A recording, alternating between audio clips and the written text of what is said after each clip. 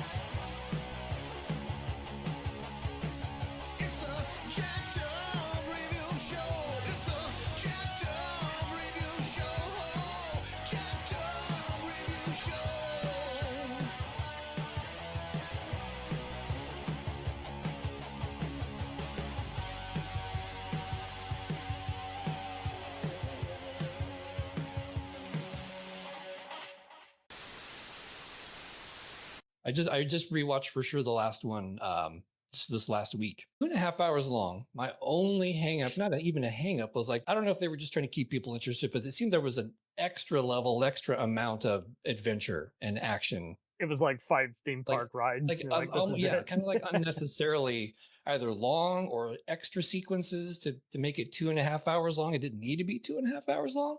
Yeah. And time travel, that's kind of a new thing for Indy. But again, if you filter it through the lens of a 1930s, although in this case it was Vietnam and the moon landing, but that sort of genre of movie, no green cheese. It seemed to fit, and I didn't really have a huge problem with it. No, I enjoyed it. It's very pulpy. The time travel fits. Yeah, it fits. Yeah, and the absolutely. Fact that the purpose of the device brought people only to the same one place and time. It wasn't just go wherever you want. It was Archimedes looking for help, sending help from the future. Yeah, that's what happens when Hannibal messes with time, man. Yeah, yeah, great. Yeah, that was really good casting too. That was fun. Dr. Jones, get him. You stole it. Then you stole it. And then I stole it. Fasten your seatbelt. There might be some turbulence.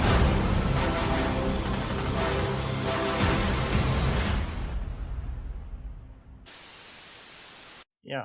Yeah. Julian Glover was just in a Bond movie that same year. He comes over and does Walter Donovan in Last Crusade. I can't imagine. I mean, you can say Admiral Veers and all that, but I'm like, no, I'm thinking Indiana Jones when I see Julian Glover's face. Yeah, he is. We even have Mads Mikkelsen as a Bond villain. Yep. Yeah. Right. Who would have guessed? Mads Mikkelsen gets to be at the beginning of one Bond and at the end of Indiana Jones. I mean, there's the symmetry there is pretty cool.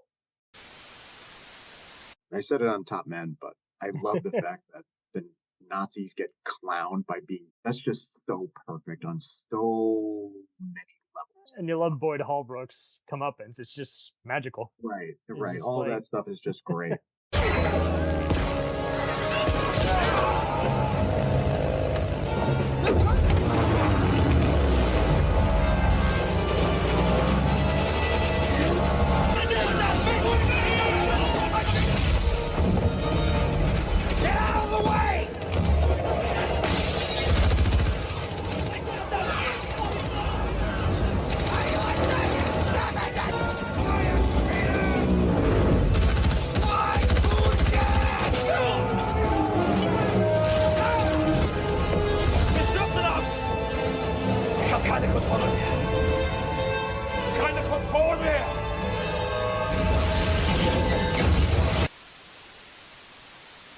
Base a movie on being as good as its villain.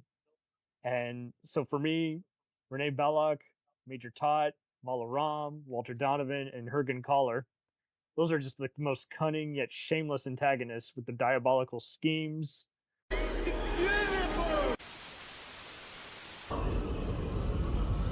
मुक्ति देगी काली माँ काली माँ काली माँ काली माँ शक्ति दे Crystal Skull. The villains in the story, they're Russians. How many? It's like they portray the Russians like they were on freaking like Get Smart. Yeah, worse. And she is totally going for Natasha from Rocky and Bullwinkle. Professor Jones, Yeah. you tell us where the Crystal Skull is. Okay, Natasha, where's Boris? Yeah. I'm like, I look at it now and I'm like, I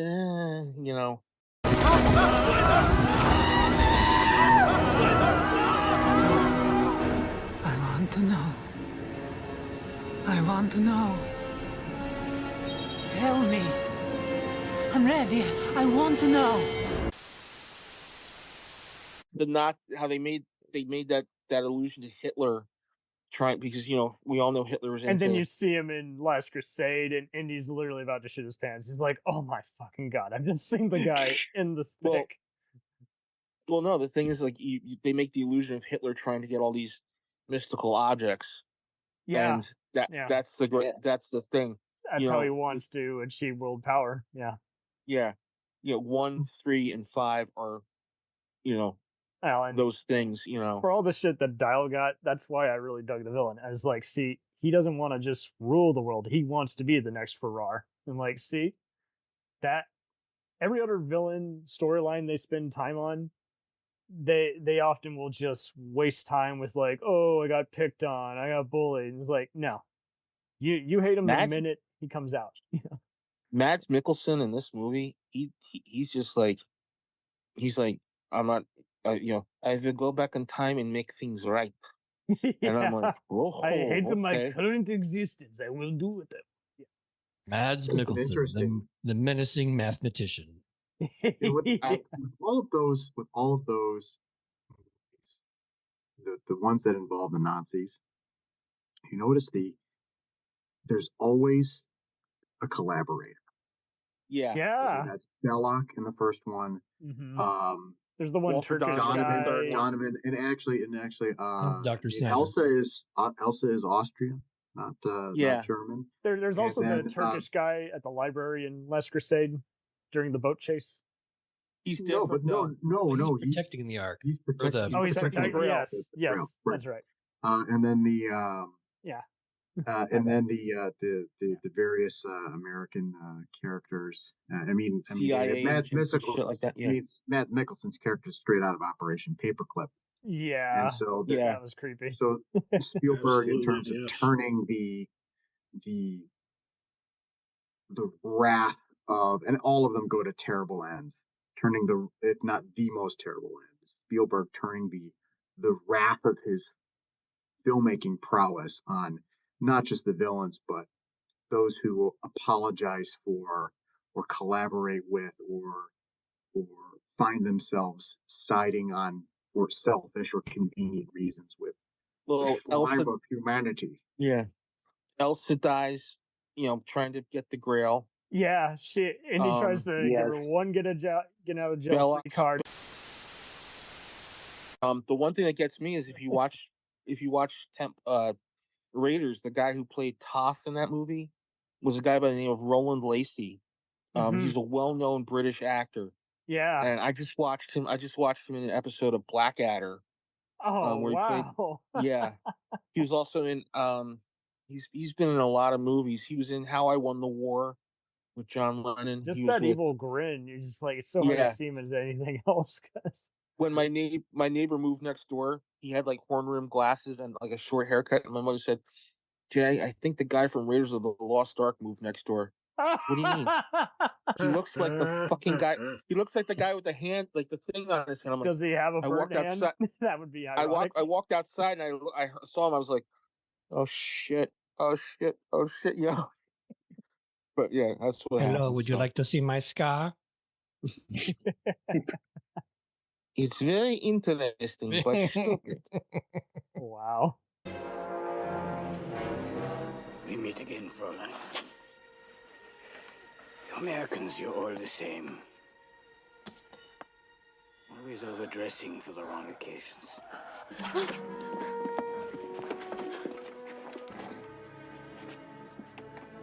Now, what shall we talk about?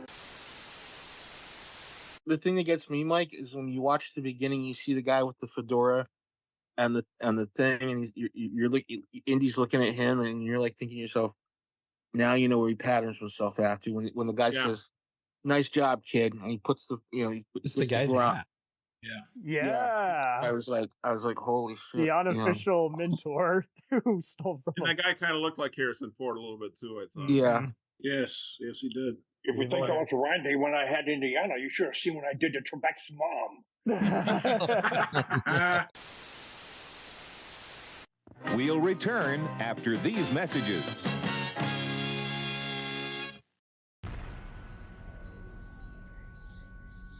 The Jacked Up Review Show podcast is honored to be part of the Blind Knowledge Podcast Network. Join anytime, talk the talk, and enjoy yourselves. There's something enlightening for everyone with this crowd of cool cats. Check them out.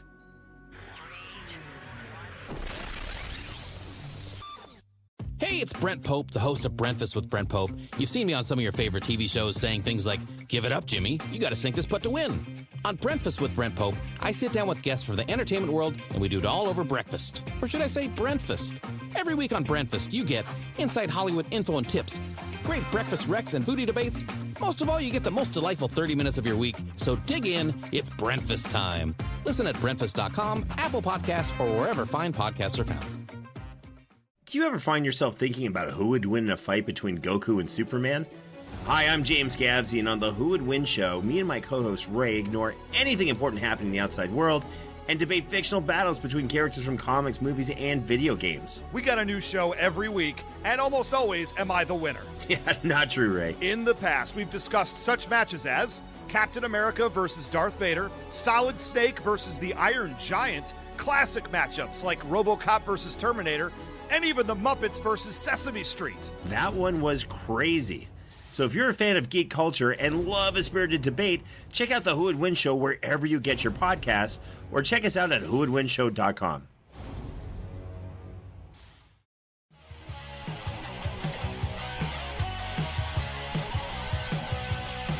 Follow us on the web on Facebook, Twitter, and Instagram. The podcast is available on Podbean, Spotify, iHeartRadio, Anchor, Apple, and anywhere else podcasts are available. Feel free to review our show and leave comments on any of those sites. Thanks a million for listening. It's a jacked up